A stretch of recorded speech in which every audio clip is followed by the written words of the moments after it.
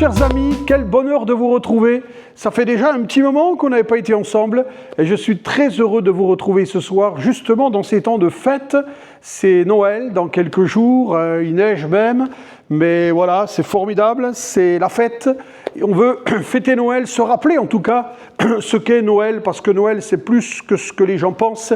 Il y a un message profond, merveilleux, et on va le partager ensemble.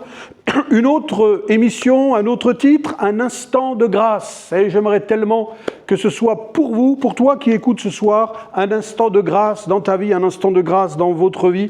On vit tellement des temps difficiles, douloureux, que cet instant soit réellement, pour chacun, un instant de grâce. J'aimerais simplement, ce soir, laisser sur votre cœur, dans ces temps de Noël, dans ces temps de fête, 3 verbes qui sont venus dans mon cœur. On lira la parole de Dieu, tout à l'heure, 3 verbes. Le premier, c'est annoncer. Le deuxième verbe, c'est déclarer. Et le troisième, c'est expérimenter. C'est ce que je vous propose de partager dans quelques instants.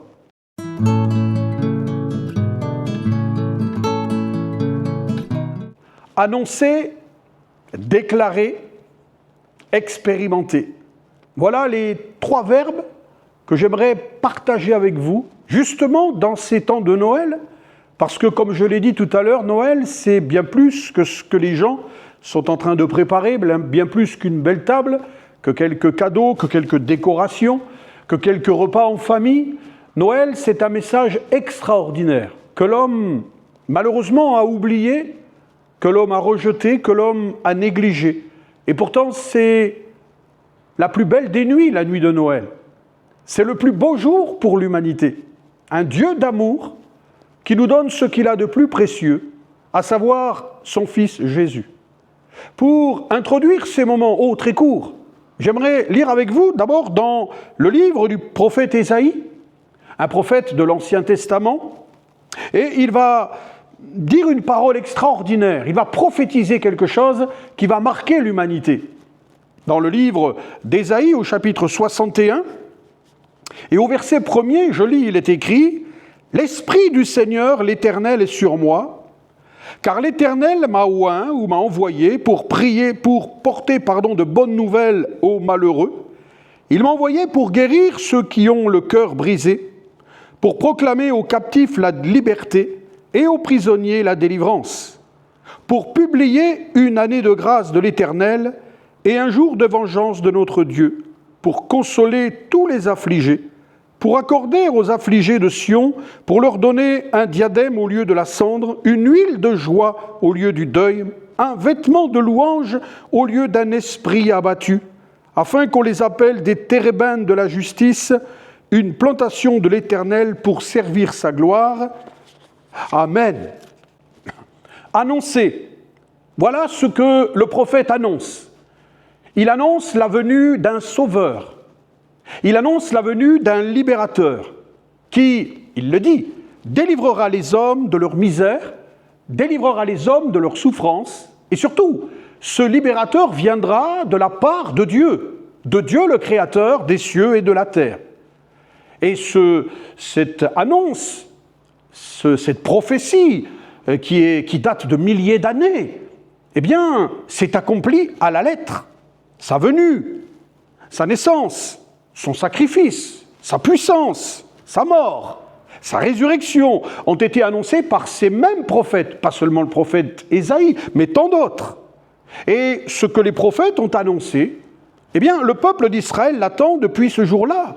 Ils l'attendent et ils espèrent en sa venue. Le peuple hébreu vit pour ce moment unique, moment de joie, moment de délivrance. C'est là toute leur espérance, c'est là leur désir le plus grand. Il n'y a qu'un mot dans la bouche du peuple d'Israël, surtout aujourd'hui, la venue du Messie promis. Ce Messie qui a été annoncé entre autres, par ce prophète Ésaïe, un libérateur viendra de la part de Dieu pour délivrer les hommes de leur misère, de leur chaîne, pour leur apporter le bonheur, pour leur apporter la joie, pour leur donner la vie véritable et la vie éternelle. Oui, ça a été annoncé et le peuple hébreu l'attend. Et ils l'attendent chaque année. Il y a une date qui est fixée et ils espèrent que ce jour-là, le Messie viendra. Le Messie promis, celui qui vient de Dieu. Ça, c'est le premier verbe, annoncer. Il faut savoir que ce Messie a été annoncé, c'est la vérité, il a été prophétisé il y a des milliers d'années. Le deuxième verbe que je laisserai sur votre cœur ce soir, c'est déclarer. Ce qui a été annoncé a été déclaré fermement, formellement, solennellement, et j'aimerais le lire avec vous, non plus dans l'Ancien Testament, mais des centaines d'années plus tard, de la bouche même de celui qui s'appelle Jésus. Et dans l'Évangile, selon Luc, au chapitre 4, eh bien, on peut lire ensemble à partir du verset 16, Luc, chapitre 4, verset 16, Jésus va se rendre à Nazareth, il est dit, où il avait été élevé, et selon sa coutume, il entra dans la synagogue le jour du sabbat. Il se leva pour faire la lecture et on lui remit le livre du prophète Ésaïe. L'ayant déroulé, il trouva l'endroit où il était écrit « L'Esprit du Seigneur est sur moi, parce qu'il m'a oint pour annoncer une bonne nouvelle aux pauvres. Il m'a envoyé pour guérir ceux qui ont le cœur brisé, pour proclamer aux captifs la délivrance et aux aveugles le recouvrement de la vue, pour renvoyer libres les opprimés, pour publier une année de grâce du Seigneur. » Ensuite, il roula le livre, le remit au serviteur et il s'assit. Tous ceux qui se trouvaient dans la synagogue avaient les regards fixés sur lui. Alors il commença à leur dire « Aujourd'hui, cette parole de l'Écriture que vous venez d'entendre est accomplie. Amen. » On retrouve le même texte. Jésus est rentré dans la synagogue, il a demandé à lire, il n'a pas lu ce texte au hasard, il n'a pas choisi ce rouleau au hasard, mais il a voulu ce livre-là, il a voulu ce texte-là pour dire que ce qui avait été annoncé, eh bien vous pouvez le vivre dès maintenant. Le prophète a annoncé la venue et Jésus va déclarer que ce sauveur, tant attendu, ce libérateur qui apporte la délivrance, la paix, la joie, la vraie vie, c'est lui, le Fils de Dieu. Il va le déclarer publiquement là, dans cette synagogue. Il est lui, Jésus, il le proclame, le Messie que vous attendez, eh bien c'est moi. D'ailleurs, il le dira, nous l'avons lu ensemble, alors que tout le monde le regarde, il s'assoit et il dit aujourd'hui, cette parole que vous venez d'entendre, mais que vous connaissez déjà, que vous avez entendu depuis des centaines d'années, que vous avez inculqué à vos enfants, qui ont inculqué à leurs enfants, l'attente avec impatience et avec ce désir profond d'être heureux, l'attente de ce Messie, eh bien, c'est moi. Je suis le Messie promis. Lui le déclare formellement, publiquement, il est le Messie promis, il le déclare solennellement. Et il va le prouver, parce que dire quelque chose, c'est bien, mais le prouver est une autre chose. Les prophètes, ce qu'ils ont dit ont été prouvés, tout ce qu'ils ont prophétisé s'est accompli. Jésus vient, il dit, le Messie, c'est moi. Il va le prouver de plusieurs manières. D'abord, Jésus va vivre selon le cœur et les pensées de Dieu. Il va vivre sans péché, sans aucune désobéissance aux lois de Dieu. Et nous savons tous qu'aucun être humain n'a pu vivre, n'a pu expérimenter pleinement les lois de Dieu. Nous avons tous désobéi aux lois de Dieu, qui pourtant, entre parenthèses, les lois de Dieu sont là pour notre bonheur, non pas pour nous tenir sous un joug, pour nous empêcher d'être heureux. Au contraire, si le monde avait mis en pratique les lois de Dieu, nous serions en paix. La Bible dit « Aimez-vous les uns les autres ». Que faisons-nous de cette loi ? On s'en moque pas mal. On tue, on assassine, on a des guerres de partout, entre les nations, dans le monde, dans les villes, dans les familles, dans les couples, entre les enfants. La guerre, elle est partout, elle est même en nous. On est des fois en guerre avec soi-même. La guerre, elle est là, et pourtant, eh bien, Dieu nous dit, aimez-vous les uns les autres. Prenez soin du malheureux. Est-ce que l'on prend soin du malheureux ? Le riche s'enrichit, le pauvre s'appauvrit. Eh oui, on a tous manqué, on n'a pas réussi à vivre les lois de Dieu qui étaient là pour notre bonheur. Et c'est pour ça que le monde va si mal. C'est pour ça qu'il faut ouvrir les yeux et reconnaître que oui, notre monde se détruit, se plonge dans la misère de plus en plus, simplement parce que nous n'avons pas obéi aux lois de Dieu qui étaient là pour notre bonheur. Mais Jésus, lui, a obéi pleinement, parfaitement à toute la loi de son Père. Il va vivre sans péché, sans aucune désobéissance. Il est le seul être humain d'ailleurs. La Bible dit que tous ont péché Et à cause de cela, sont privés de la grâce de Dieu. Il va le prouver aussi en manifestant la compassion et l'amour de son Père par les miracles envers les êtres humains qui sont autour de lui, ses contemporains, mais aussi au milieu de nous, car il agit encore aujourd'hui. Il va le manifester, et vous avez tous entendu parler de quelques miracles que Jésus a fait. Tout le monde a entendu parler d'un Jésus qui va nourrir plus de 3000, 5000 hommes avec quelques pains et quelques poissons. On a tous l'histoire de Jésus dans une barque et il y a une tempête et la barque est en train de sombrer, les disciples courent vers Jésus et lui disent « Seigneur, sauve-nous, nous périssons ». Et on a tous entendu, même si on ne lit pas la Bible, que Jésus s'est levé et il lèvera la main en disant à la mer « Silence, tais-toi » et le calme est revenu. Ça, c'est Jésus. Il a reçu la puissance de son Père, il est bien l'envoyé de Dieu. D'ailleurs, les disciples, en voyant ce miracle, diront « Mais qui est cet homme ? Qui est cet homme qui peut calmer même le vent et la mer ?» Qui est cet homme ? C'est le Fils de Dieu, c'est l'envoyé de Dieu, c'est le Messie promis, c'est celui qui a été annoncé, c'est celui qui l'a déclaré « Je suis l'envoyé de Dieu ». Il va vivre sans péché, il va manifester sa puissance par des prodiges et par des miracles. Et j'aimerais vous dire, et c'est une deuxième parenthèse, qu'en 2025, comme en 2026, si nous le vivons, Jésus ne changera pas. La Bible dit qu'il y a en lui ni changement, ni ombre de variation.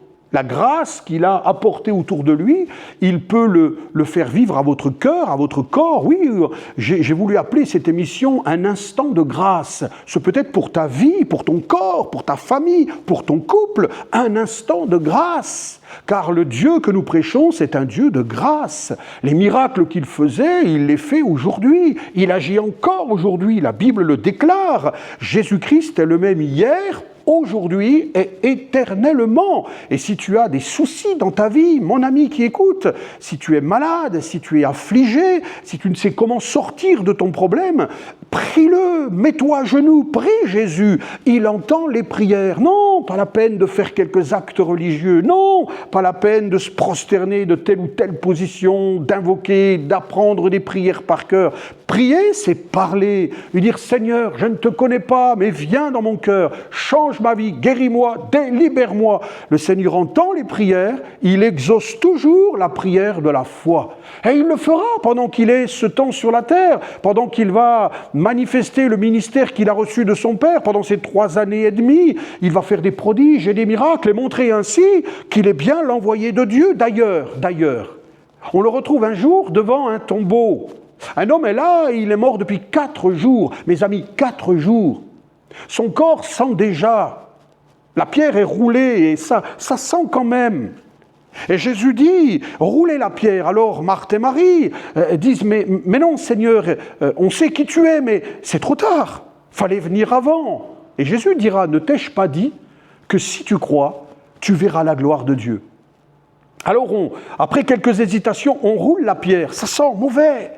Et Jésus lève les yeux vers son Père et il dit « Oh, pour moi, je sais que tu m'exauces toujours. » Mais il ajoute quelque chose d'important. « Mais si je te le demande, c'est pour eux, toute cette foule, afin qu'ils croient, qu'ils voient ta gloire d'abord, mais qu'ils croient que c'est bien toi qui m'as envoyé. Que le Messie qu'ils attendent, c'est bien moi. Qu'ils croient que c'est toi qui m'as envoyé. » Quand il finit cette prière, alors il dit « Lazare !» car il était question de Lazare, son ami. « Lazare, sors !» Que vous le croyez ou non, ça, de toute façon, vous pouvez le croire, ne pas le croire. Lazare est sorti vivant, ressuscité. C'est la puissance de Dieu à l'œuvre. C'était pour cet homme l'instant de grâce. Et Dieu peut faire revenir à la vie ce qui peut-être aujourd'hui est mort en toi. La joie, la paix, l'espérance, l'amour. Notre Dieu est un Dieu de miracles. Voyez, il a prouvé qu'il était l'envoyé de Dieu par une vie sans péché. Il le dira, qui de vous me convaincra de péché ? Même les autres pouvaient dire de lui, cet homme est juste. Il a été tenté comme nous, dit la Bible, en toutes choses, sans commettre de péché. Et puis il le prouvera par une vie de puissance, de miracle. Et nous le voyons tous les jours. Nous avons dans nos églises des gens qui viennent, qui sont au bout du rouleau, qui sont épuisés, qui sont malades, fatigués. Et le Seigneur les relève, et le Seigneur les délivre. Il est le même quand on met sa confiance en Dieu, non pas dans une religion, quelle qu'elle soit, non pas dans une église, non pas dans un homme religieux. Mais si vous mettez votre foi en Jésus, vous verrez qu'il est le Dieu de l'impossible et qu'il agira dans votre vie. Et puis il va prouver ce qu'il déclare. Rappelez-vous, annoncé, les prophètes l'ont annoncé, Jésus le déclare. Il va prouver ce qu'il déclare, eh bien, en parlant du royaume de son Père. Tout au long de son ministère terrestre, il va parler du ciel, parler du royaume de Dieu. Il parlera des choses d'en haut.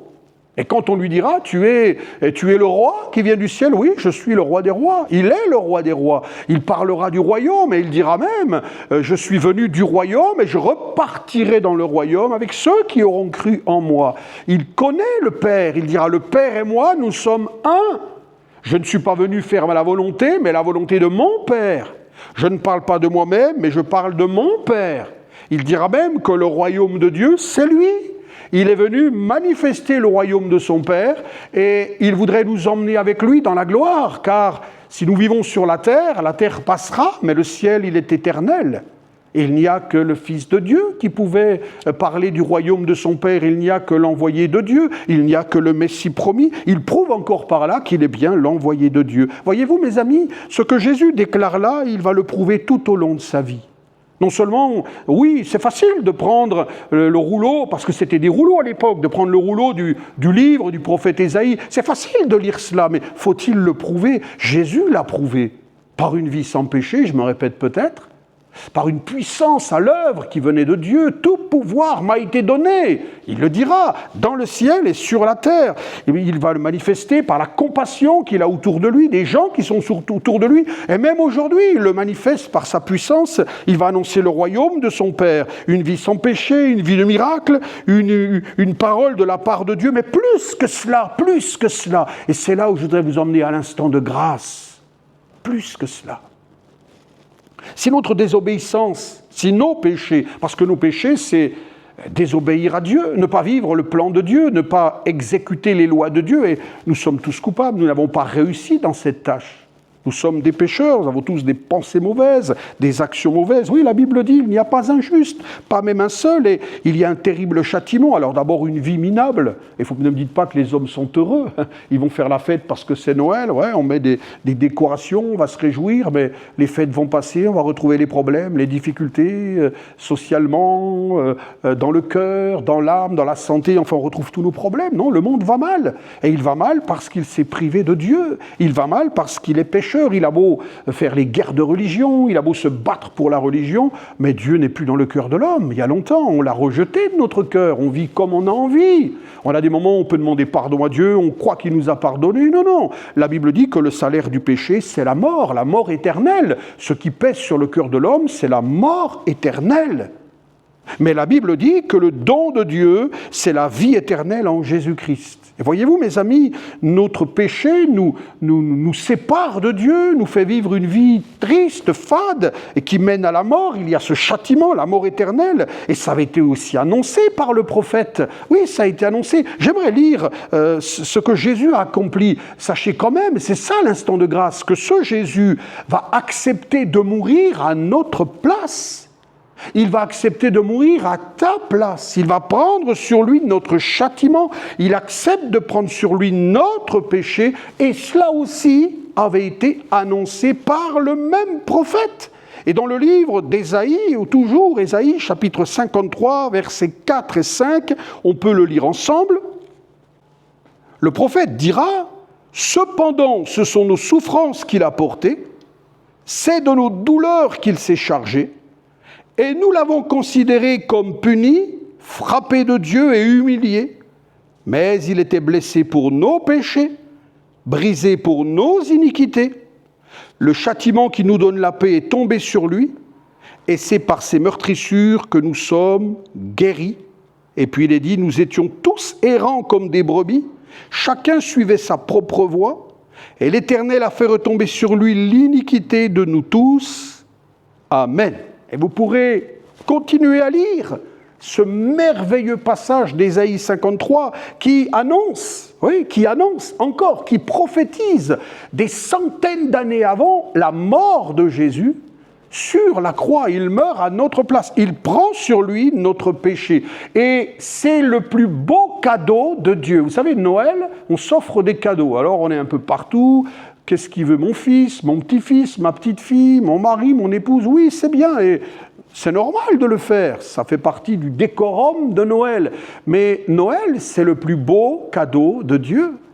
La Bible dit que Dieu a tant aimé le monde qu'il a donné son Fils, afin que ceux qui croient en lui ne meurent point, mais qu'ils aient la vie éternelle. Alors, permettez-moi d'affirmer ce soir et de le proclamer, oui, le Messie promis, c'est bien lui, Jésus de Nazareth. Ce Messie qui a été annoncé par les prophètes, notamment le prophète Ésaïe, mais je l'ai dit d'autres, ce Messie qui est attendu encore aujourd'hui par le peuple hébreu, ce Messie qui doit venir pour délivrer le monde de son péché, de sa misère, apporter la joie, la paix et l'espérance de la vie éternelle, ce Messie est venu le jour de Noël, c'est Jésus, le Fils de Dieu. Celui qui m'a vu a vu le Père. Moi et le Père, dira Jésus, nous sommes un. Il l'a non seulement déclaré, mais il l'a prouvé par une vie sans péché, par une vie de puissance, de gloire. Il a fait du bien autour de lui, il le fait encore aujourd'hui, il le fait encore ce soir, et il annonce le royaume de son Père. Et ceux qui croient en lui, leurs péchés sont pardonnés, sont effacés par son sang, ils sont réconciliés avec Dieu, ils retrouvent le contact avec le libérateur, et puis ils vivent avec les soucis, les problèmes de la vie, mais lorsqu'ils quitteront cette terre, eh bien ils rentreront dans la gloire avec Jésus, car nous l'avons lu, je l'ai cité en tout cas, celui qui croit en Jésus, il aura la vie éternelle. Alors, le dernier verbe, et c'est très court, le prophète l'a annoncé, Jésus l'a déclaré, et vous pouvez ce soir l'expérimenter. Et c'est pour vous ce soir encore l'instant de grâce. Nous l'avons lu dans les deux textes, pour publier une année de grâce. Nous sommes dans cette année de grâce. Depuis que Jésus est venu sur cette terre, nous sommes dans ce temps de la grâce. Particulièrement depuis qu'il est mort et ressuscité, nous sommes dans ce temps de la grâce. D'ailleurs, il n'y a pas si longtemps que cela, on disait, nous sommes en l'an de grâce 2025. On a enlevé cela parce qu'on ne veut plus parler de Jésus. Mais nous sommes dans le temps de la grâce. C'est le temps de la grâce. Et vous pouvez encore aujourd'hui expérimenter ce que le prophète a annoncé et ce que ce Jésus-Christ, le Fils de Dieu, a déclaré. Le peuple d'Israël refuse de le croire. Et j'en suis triste, mais je respecte. Seulement, à cause de cela, ils restent dans les ténèbres et ils sont dans une attente inutile et vaine. Et ça m'attriste, parce que nous aimons le peuple d'Israël et nous faisons partie de ceux qui prions pour le peuple d'Israël. Et j'en suis d'autant plus triste qu'ils refusent de croire que Jésus est le Messie. Ils attendent le Messie encore et ils l'attendent inutilement et vainement puisqu'il est venu. Et Jésus l'a déclaré dans une de leurs synagogues, le jour du sabbat. Là où il y avait du monde, il le déclare et à cause de cela, ils ne peuvent pas expérimenter les bénédictions que Dieu accorde aujourd'hui. Ils passent à côté de l'instant de grâce. Combien notre monde également ne peut expérimenter tous les miracles dont Jésus est capable simplement parce qu'il refuse d'accepter Jésus. On veut bien d'une religion, on veut bien d'une étiquette religieuse, on veut bien parler de quelques pensées spirituelles, oui on veut bien, mais dès qu'on parle de Jésus, on sent que les dents grincent, on ne veut pas entendre parler de Jésus. On est en train de faire disparaître tout ce qui peut nous rappeler Jésus. D'ailleurs, je trouve quand même triste qu'on nous souhaite bonne fête de fin d'année, et on n'ose plus nous dire joyeux Noël. Moi, je voudrais vous dire ce soir, non pas bonne fête de fin d'année, mais je voudrais vous dire joyeux Noël. Joyeux Noël en Jésus-Christ. Que ce Jésus vienne dans votre cœur. Et vous qui êtes là ce soir, vous qui êtes de l'autre côté de cette caméra et qui écoutez, vous pouvez expérimenter toute la grâce de Dieu. Vous pouvez vivre cet instant de grâce en vous rappelant qu'il vous aime, comme il aime le peuple d'Israël, comme il aime toutes les nations.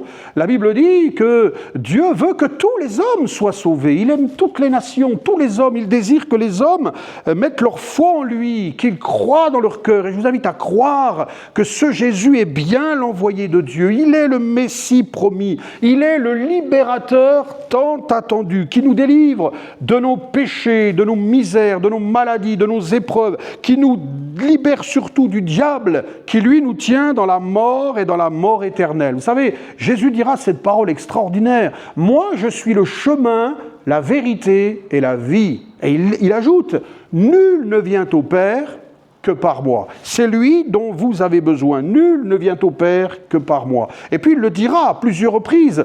Jésus est mort, je l'ai dit, il meurt sur la croix pour pardonner nos péchés. Il prend votre place.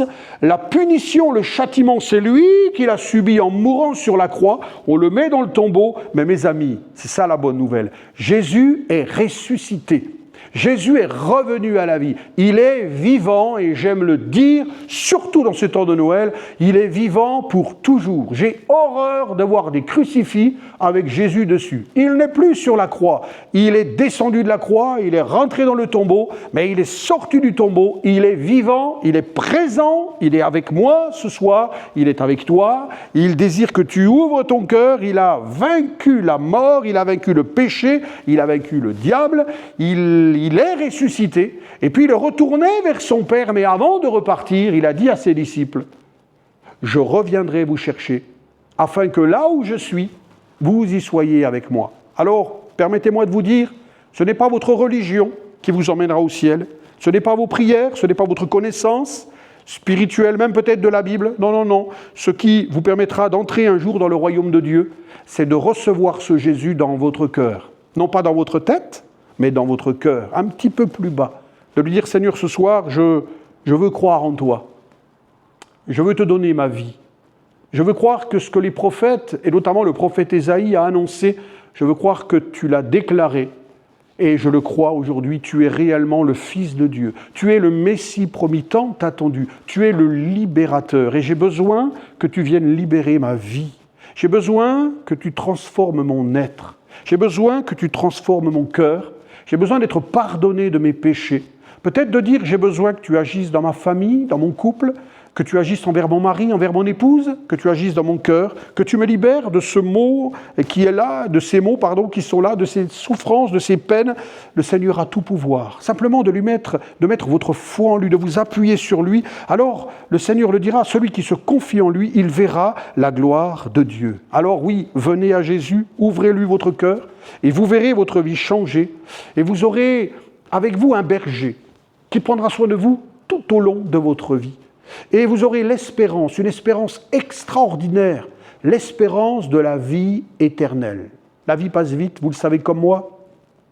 Chaque jour, on entend des gens qui nous quittent, des fois à cause d'une maladie, une longue maladie, des fois brutalement, à cause d'un accident, d'un AVC, d'un arrêt cardiaque, un accident de voiture, une balle perdue. Sauf dans un monde où la vie est précaire. Et il est important d'être au clair quant à l'éternité, parce que la Bible dit « Prépare-toi à la rencontre de ton Dieu ». N'attendez pas un libérateur, n'attendez pas un sauveur, n'attendez pas un homme particulier qui viendra délivrer. Celui qui délivre, il est déjà venu il y a un peu plus de 2000 ans. On va le fêter? Oui, c'est ça Noël. Ben voilà, c'est ça Noël, vous avez compris? C'est ça Noël. On fête la venue de celui qui a été annoncé. Il est né d'une vierge, la Vierge Marie, couvert du Saint-Esprit.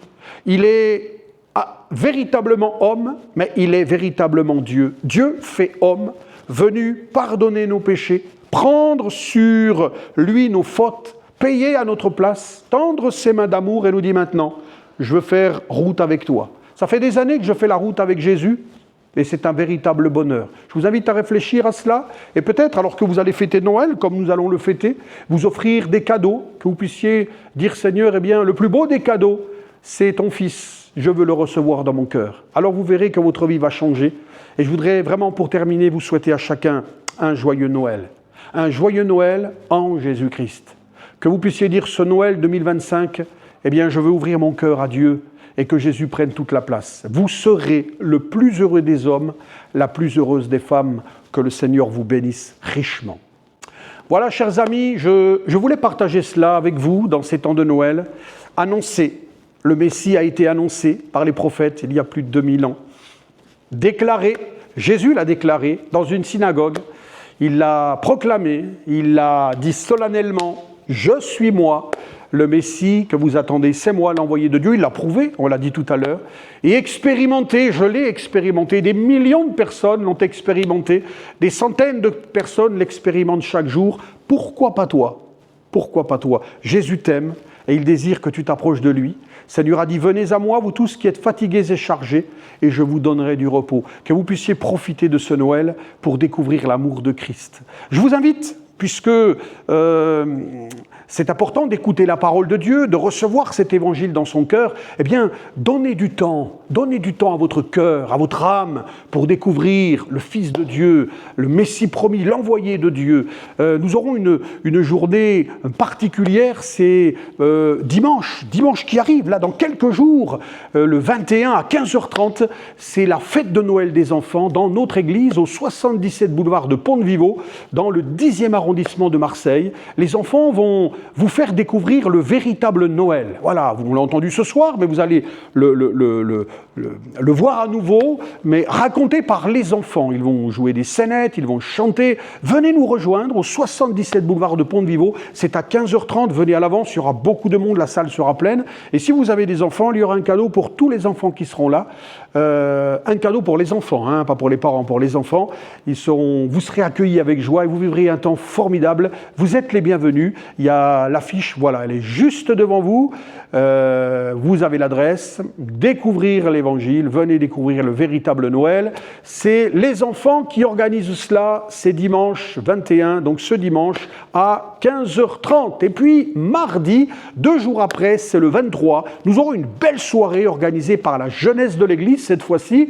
Et les jeunes vont raconter également ce qu'est Noël au travers d'une scénette qui parle, vous verrez, ça parle vraiment de ce qu'est Noël, pourquoi Jésus est venu. Eh bien, venez vivre ces moments. C'est mardi 23, de 19h à 20h. On sait qu'il y a beaucoup de choses à préparer pour les fêtes de Noël. 1 heure, 19h, 20h. Venez vivre un moment exceptionnel avec nous. Toujours à la même adresse, 77 boulevard de Pont-de-Vivo. C'est à 19h, jusqu'à 20h, ce mardi,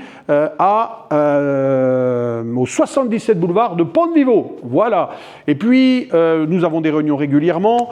Alors, avec les fêtes, il y a quelques réunions qui sont supprimées, mais nous avons des réunions ici tous les dimanches, le matin à 9h30, l'après-midi à 15h30, tous les mardis à 19h, tous les vendredis à 18h30. Les réunions de jeunesse, c'est tous les 15 jours le samedi à 17h. Vous pouvez retrouver tout cela sur notre site www.éclat-de-vie.fr, éclatdevie.fr, et puis sur Facebook, vous tapez le Rocher Solide et vous avez tous les matins une petite exhortation, un verset biblique et les infos également concernant ces réunions dont je vous ai parlé il y a un instant. Voilà, je vous souhaite une bonne soirée, mais je vous souhaite à chacun, chacune, à tous les frères de l'Église aussi, mais à tous ceux qui écoutent cette vidéo, je vous souhaite un joyeux Noël.